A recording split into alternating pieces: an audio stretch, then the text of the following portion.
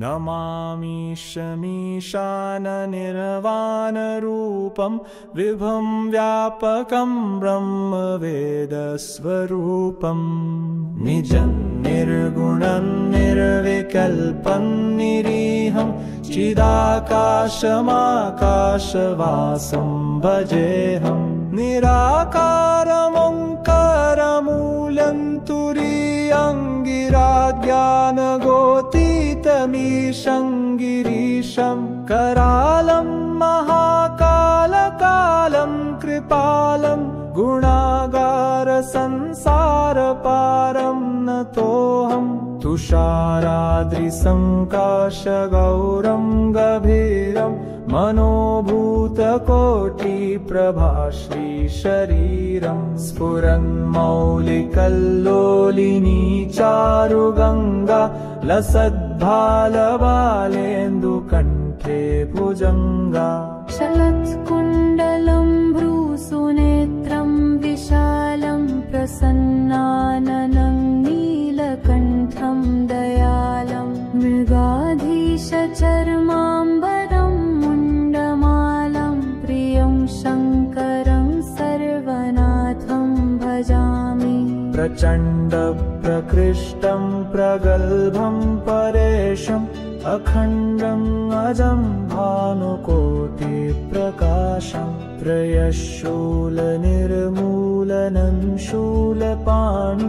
भजेऽहं भवानीपतिं भावगम्यं कलातीतकल्याणकल्पान्तकारी सदा सज्जनानन्ददाता पुरारी चिदानन्दसन्दोहमोहापहारी प्रसीद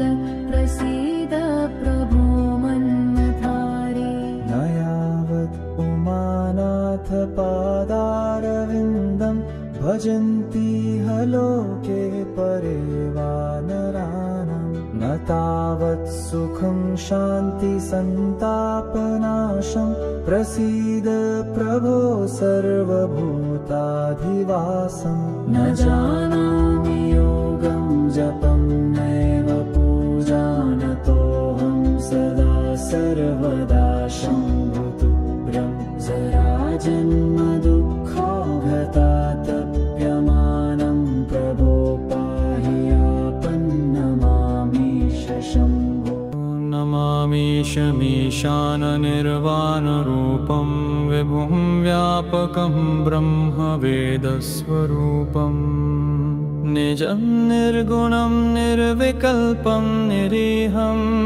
चिदाकाशमाकाशवासं भजेऽहम्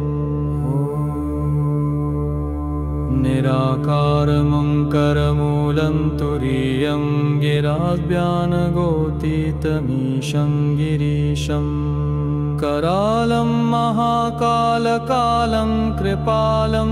गुणागारसंसारपारं नतोऽहम्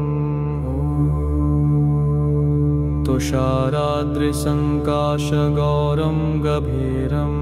मनोभूतकोटिप्रभाश्रीशरीरं स्फुरन्मौलिकल्लोलिनी चारुगङ्गा लसद्भालबालेन्दुकण्ठे भुजङ्गा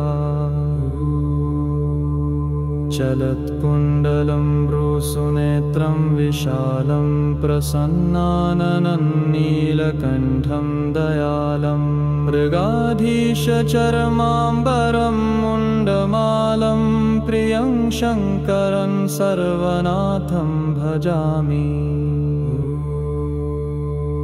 प्रचण्डप्रकृष्टं प्रगल्भं परेशम् अखण्डजं भानुकोटिप्रकाशं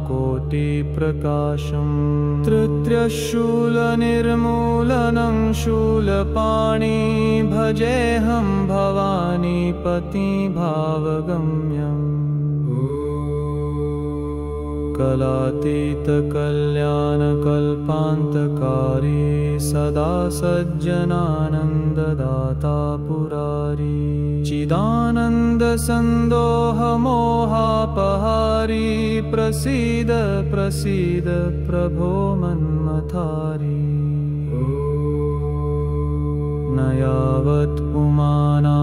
पादारविन्दं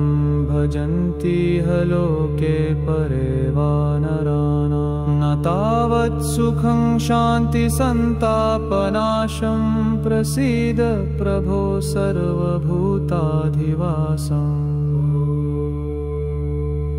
न जानामि योगं जपं नैव पूजा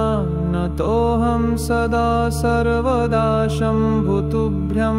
जराजन्मदुःखौघतातप्यमानं प्रभो पाहि आपन्नमामीश शम्भो।